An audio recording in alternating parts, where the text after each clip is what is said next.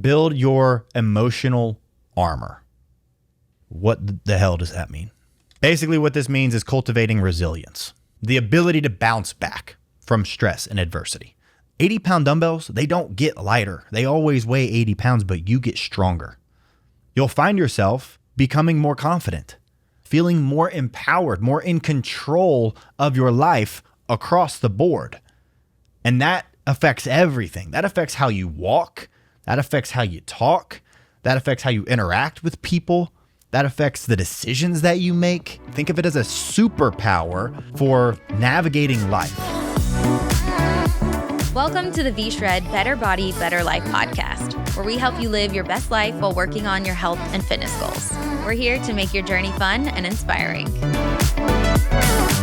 What's going on, everyone? Back with another episode for the V-Shred Better Body, Better Life podcast. Thank you for joining me. I'm your host, Vince Sant, and today we are jumping into a special little topic that most of us might find a little hard to talk about because we all are a little guilty of this, including myself, which is emotional eating. If you've ever found yourself elbow deep in a bag of chips, wrist deep in a pint of ice cream after a stressful day, when you're feeling down, I know you have, then this one's for you. Today, I want to go over 5 pretty simple yet pretty game-changing tips to help you break free from this cycle of emotional eating and to take back control of your eating habits as soon as possible. And these are the ones that I use personally that have helped me get away from that trap of emotional eating or just really binge eating, right? Because I know it can feel impossible at times. But you'll be surprised how easy it is to shift gears with just a couple of simple tweaks. So whether you've been struggling with this for your entire life, or you're just really starting to recognize it as of late, hopefully these tips are exactly what you need. All right, so let's dive in. First up, tip number 1 is I want you to embrace the discomfort. And I know what you're thinking, Vince. Are you effing crazy? Why would I want to feel uncomfortable? But hear me out. Way too often, we turn to food as a way to numb our feelings, right? Or avoid difficult emotions like stress, boredom, loneliness, right? But the truth is, these feelings, stress, boredom, loneliness, they are a part of being human. Everybody has been bored. Everybody has been stressed. Everybody has felt lonely, right? It's just the same as everybody's felt happy. Everybody's felt calm, right? But what you don't want to do is just cave in and give in to these cravings as soon as these negative feelings come up. If those feelings happen and then immediately hunger is triggered, is it really hunger? Or is it just you going back to your old ways? Because at the end of the day, it's really not about how you feel. It's about how you respond to how you feel. And so instead of immediately reaching for that comfort food, I want you to try to sit with that discomfort for a moment. I want you to take a few deep breaths. I want you to do maybe like a body scan from top to bottom and observe what you're feeling without judgment. You're not here to talk crap about yourself. You're not here to be hard on yourself, right? To judge yourself. Without judgment, how are you feeling?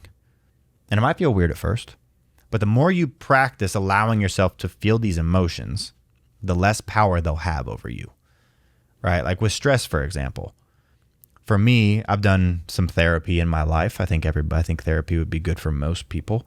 It just allows you to have somebody to talk to, somebody who has a psychology degree who can help you work through things, think through things. With stress, one of the things that I've learned about stress, because it's been stressful starting this and running this company, and all the stuff that comes with that. But with stress, I like to think of it as like a 10-year thing. Like right now, if I'm really, really stressed about something, maybe someone hit my car, maybe I got a parking ticket, maybe I have a really busy day tomorrow or a crazy week next week, or finances are getting tight, whatever it might be. I want you to zoom out. And this is what I always do if I'm feeling stressed, if I'm feeling angry, whatever it might be. I zoom out and I'll think back to a time in my life when I was really stressed out or I was really angry. And I think about that time. I feel it, and then I come back to present moment. And if I'm still mad about that, or I ask myself, am I still mad about that? Am I still stressed about that? And the answer is always no. And so in the moment, I might be stressed. In the moment, I might be frustrated. But in 10 years, I'm not going to care. So why am I going to allow that to affect me right now? And so allowing yourself to deal with these emotions in a healthy manner rather than just reaching for food is going to help you tenfold. And because what you'll notice is that you'll be able to go about your day and feeling these feelings without giving into these cravings that you might not even really have, right? It might just be this impulse thing, this habit that you have to go to a specific place in your house, reach to a specific spot in your pantry, grab a specific food at this time of the day because this is when you get home from work and you're tired and you're a little stressed out. Or maybe it's before work, you stop by a certain food store or gas station to get gas station breakfast sandwich, whatever it might be. And you just have this habit built. I want you to focus on breaking that habit. And I want you to just live in the moment, live within your body, get in tune with yourself, and work through those emotions in a healthy manner. If you can do that, all of a sudden, this emotional eating kind of just goes away because you learn to deal with emotions properly, rather than just always turning to food to deal with emotions. Okay. Tip number 2 is the broccoli test. Okay. And this one can be an absolute game changer for some people, right? And what this is next time you find yourself, quote unquote, craving something or hungry, or you're reaching for a snack, but you're not actually like really, really hungry, or maybe you are. But before you eat anything, I want you to ask yourself, would I eat this if this was a, seasoned plate of steamed broccoli, right? If I'm sitting on the couch to watch the latest episode of Naked and Afraid, whatever it might be, and I'm reaching for a snack, but I'm not reaching for that snack necessarily because I'm hungry, or at least I might not be. I want you to, before you grab those chips, before you grab those cookies, whatever it might be that you're about to snack on, I want you to go, okay, if this bag of chips was a couple heads of seasoned broccoli, would I eat this? And if the answer is no, then I don't know that you're really that hungry, right? I don't know that you really need to be reaching for that food. You're probably just reaching for that because it's a habit and you're bored. You're probably emotionally hungry because you're stressed or you're sad or something else, but you're not actually hungry.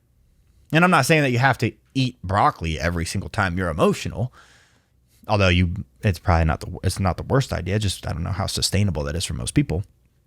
But the point is to start noticing the difference between true physical hunger and emotional cravings or boredom cravings, right? Because when you're actually hungry, and I mean really hungry, even broccoli starts to look pretty tasty. You're like, I think I could smash a whole plate of broccoli right now. I'm so hungry. It's like when you go to the grocery store. If you go to the grocery store hungry, it is bad.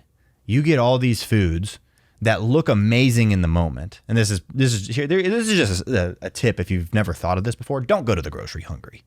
You're going to end up spending all this money on foods that you normally would have never bought, and then you probably will never eat them because it was just a bad decision to buy these powdered donuts or Gushers or cereal or even foods that like might be a little healthy, but you're like, I'm no longer like, and then once you eat, you're like, I'm no longer starving. I'm never going to eat those yams, whatever it might be, And so don't go to the grocery hungry.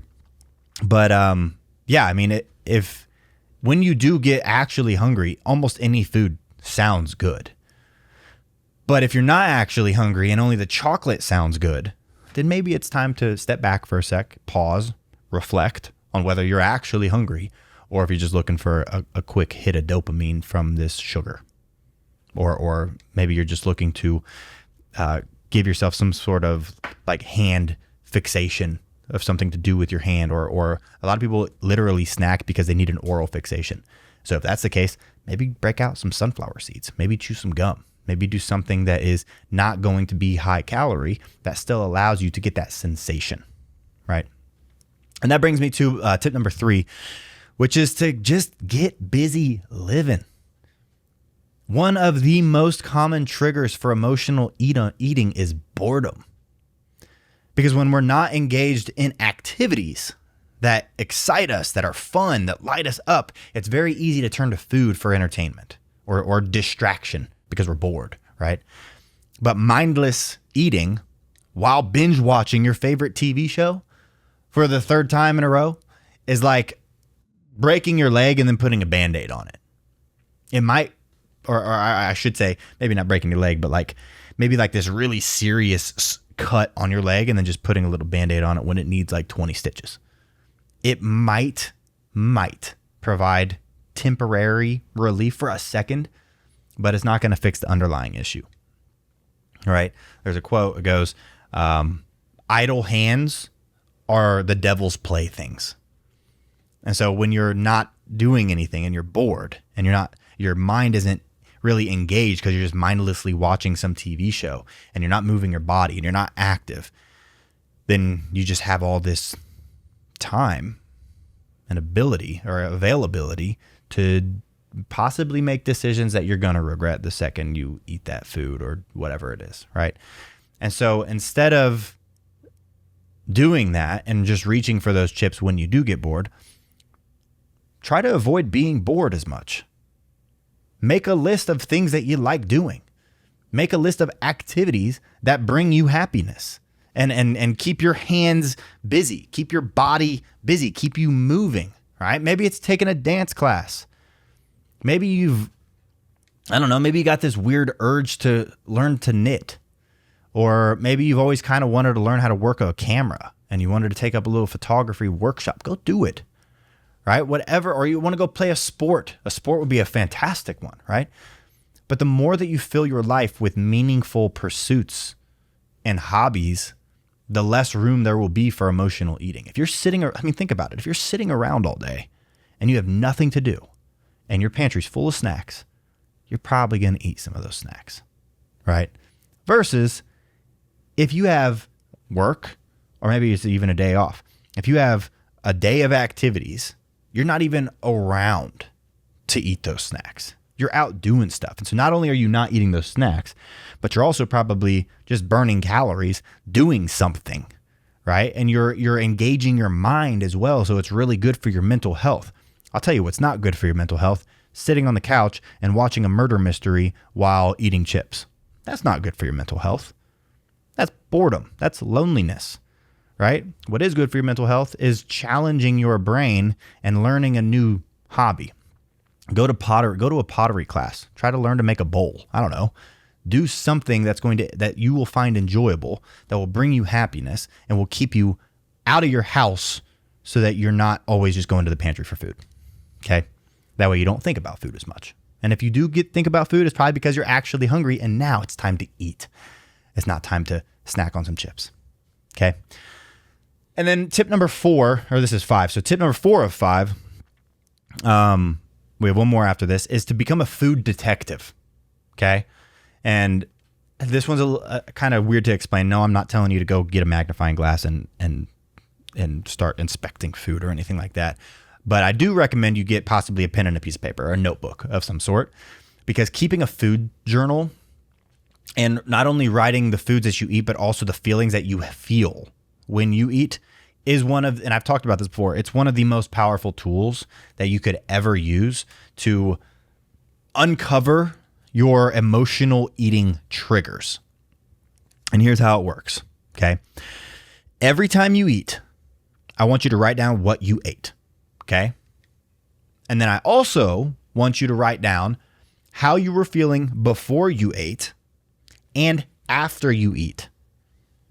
And also, what can help is writing down what's going on in your life at that time. So if today you are having lunch and let's say you had pizza at the office, right? You're going to write down that you had pizza for lunch. You had 3 slices of pepperoni pizza, right? And then I want you to write down how you were feeling before. How you were feeling before is maybe you were feeling a little stressed out because work's not been that great. And then afterward, but you're starving, right? And then afterwards, you're not too happy about it, right? You're kind of disappointed in yourself because you just ate all that pizza, and you know that's not doing anything to help you reach your goals, and it's just probably putting you further from them, right? And then also write down what's going on in your life at the time. Well, life is a little hectic right now. The kids are out of school, and so I'm having to make sure that I entertain them on top of having a full-time job. Whatever it might be, write down what's going on in your life at the time. And then what you're going to do is you're going to look back on some of these meals that you're eating, some of these days, and you're going to notice patterns. You're going to notice that you were always craving something greasy when you got stressed, or you were always craving something sweet after a tough conversation, or you were always mindlessly snacking on chips when you were procrastinating on a project or watching TV, right? But once you've cracked the case on your emotional eating triggers, you can start coming up with coping strategies, right? So if you normally snack on chips while you watch TV, avoid watching TV as much. You will never be on your deathbed and be thinking to yourself, man, I wish I watched more TV. You'll never think that. Get outside. Go for a walk around the block. Play with your dog. Play with your kids. Go throw a Frisbee. Or if you want to set a timer and you want to commit to working on something for a certain amount of time before reaching for a snack. So if you're home and you don't have anything to do, because sometimes you're just home and you don't have stuff to do, right? If you're home, you don't have nothing to do, and you're like, okay, I almost went to the pantry to grab some chips, but instead what I'm going to do is I'm going to pull out my favorite book that I've been wanting to read for forever, and I'm going to set a 15-minute timer. 15 minutes. And I'm going to read for 15 minutes. Or I'm going to go lay out in the sun for 15 minutes, or I'm going to walk the dog for 15 minutes, whatever it is. Set that timer. Do that thing for 15 minutes before reaching for the snack. And then after that 15 minutes, you might find you don't even want that snack anymore. Or if you still do, then at least you kind of earned it a little bit, and you're on the right track to shifting these binge habits that you had before and turning them into something that's a little better for your life. Right? But the more you can identify and address the root cause of this emotional eating that you have, the less power it's going to have over you. And then last but not least, tip number 5 is we're going to call it build your emotional armor. What the hell does that mean? Right? Basically what this means is cultivating resilience. The ability to bounce back from stress and adversity. The ability to get back on the wagon, right? The ability to get back up when you got knocked down. Because resilience, I want you to think of resilience like a muscle. The more you work on resilience, the stronger you get. It's like with a cold plunge or a sauna, right? The first time you get in a cold plunge, if you guys have never done a cold plunge, it sucks. That first minute in a cold plunge might be the worst thing ever, right? And then the 20th time you do a cold plunge, let me tell you, that first minute still sucks, but you get more mental resilience. You start knowing what you're going to deal with. You get better at dealing with it. It's like when people talk about weights, lifting weights. Weights, 80-pound dumbbells, they don't get lighter. They always weigh 80 pounds, but you get stronger. And resilience is just like your muscle. Cold plunges don't get easier. You just get better at doing them. You get stronger. Same thing with sauna. Sauna, everybody kind of enjoys a sauna for like 5 minutes, right? Try doing a sauna for 30 minutes, right? That's when it starts getting really tough. So building that resilience and doing it consistently over time. Maybe you don't go in the sauna for 30 minutes the first time. Maybe you go in, the first time you go in it for 10 minutes and you just kind of get used to that heat a little bit. And the next time you do 15, the next time you do 20, the next time, maybe you stay at 20 for a little while. And then you're feeling good today, you're going to go 25. And then you start doing 25 regularly. And then all of a sudden you're doing 30. And all of a sudden you look back and you're like, man, I can't believe I could only used to do 5 minutes of this. I can do this 30 minutes now. It's a little tough sometimes, but I'm used to it. It's the same thing with resilience. And some very simple ways to build resilience include mindfulness, practicing mindfulness and reframing that negative self-talk about yourself. And then also focusing on gratitude. Because the more that you can stay grounded in this present moment and maintain perspective, the less likely you'll be to get swept up by this emotional eating hurricane. And the really cool part, as you build resilience in this area of your life, is that it starts to spill over into other areas of your life as well. You'll find yourself becoming more confident. You'll find yourself feeling more empowered, more in control of your life across the board. And that affects everything. That affects how you walk. That affects how you talk. That affects how you interact with people. That affects the decisions that you make. It affects your overall energy and aura. So don't think of building resilience as just a strategy for managing emotional eating. Think of it as a superpower for navigating life, because ups and downs are going to happen, and this makes it easier to deal with those. And if you're ready to double down on tackling your emotional eating habits and you want to work with one of our coaches, I have a team of certified coaches who would love to help you. And these people are experts in the game. They are the best at what they do when it comes to crafting personalized nutrition and fitness plans for people just like you. And they'll give you direct accountability. They'll give you guidance every step of the way. They'll make sure that you can still enjoy some of your favorite foods every single week while staying on track. They'll give you 24/7 email support. Basically, this takes all the guesswork away. And most people are pretty surprised by how easy the plans are written and also how affordable it can be. So anyways, that's something that you'd be interested in. There should be a link above, below, somewhere around here, depending on where you're listening, where you're watching this. But either way, I hope this episode helped you a little bit. These are 5 really strong mindset tools that you guys should definitely implement, 1 or 2 of them, depending on what you feel works for you. Because obviously, fitness, getting in shape, living life, there's no one size fits all plan. And so you have to figure out what's going to work for your routine, what works for your personal interests, and then make adjustments along the way. Rarely do people just try something and that's what they should do for the rest of their life. Try something, mess up. Trial and error is how you find what works.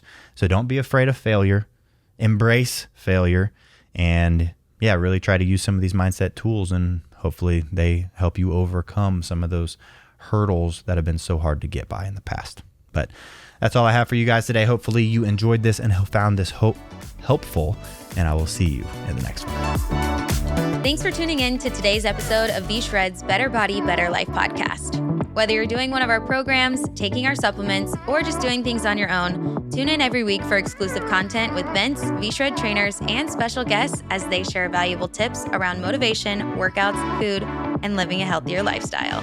See you next time.